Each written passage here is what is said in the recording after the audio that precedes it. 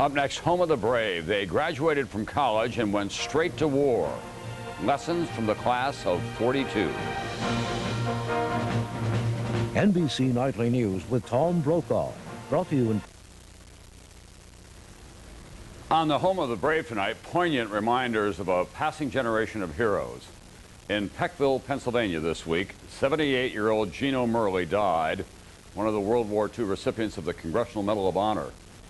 His modest account of surviving D-Day and later a long, heroic night at his machine gun against a superior German force was an inspiration for the greatest generation.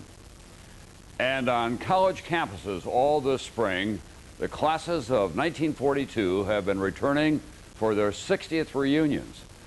They were the first wave into uniform after Pearl Harbor, and their reunions are a reminder of how much we owe them and how much it costs so many. Here's NBC's Bob Paul. As the class of 2002 celebrates and looks ahead, the class of '42, this one happens to be Harvard's, looks back and remembers going from graduation to war. I guess there was a certain amount of anxiety, but everyone knew it was something that had to be done. Another class of '42 member who felt that way was a Minnesota farm boy, Charles Stubbie Pearson. At Dartmouth, he captained both the football and basketball teams, and for 3 straight years was elected president of his class. Everyone looked up to this guy, and we were sure he was going to be president someday. As valedictorian of Dartmouth's class of '42, he also gave a remarkable speech. All of us together are being born. We are entering a world nobody has ever entered before.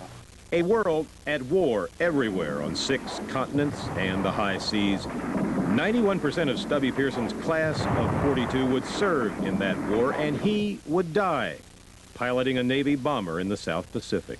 I guess he was hitting his dive because he never pulled out. He went right on in, and that was it.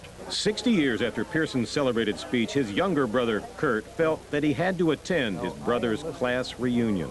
You find yourself missing him even now? Oh, yeah. 60 years later. Yeah. That's basically why I'm here.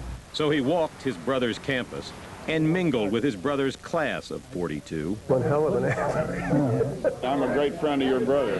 For the first time, he saw his brother's portrait in the school's gymnasium, and on the gridiron where Stubbie Pearson starred, he heard about a scrimmage when Stubbie bowled over scrawny teammate Blackjack Corwith.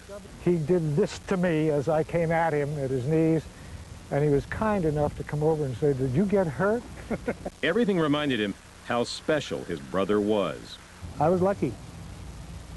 Lucky to have him as a brother. Even now, Stubbie's classmates feel they, too, were lucky. So he's one of us, but he stood out. As at most reunions, they sang the old songs. Dear old Dartmouth, bless her name. They are still uncomfortable when called the greatest generation, unless, of course, the subject is Stubbie Pearson. This was a great man, a great young man. Then, and as a brother was reminded 60 years later, now. Bob Fall, NBC News, Hanover, New Hampshire. That's nightly news for this Friday night. Tonight on Dateline, who was Deep Throat?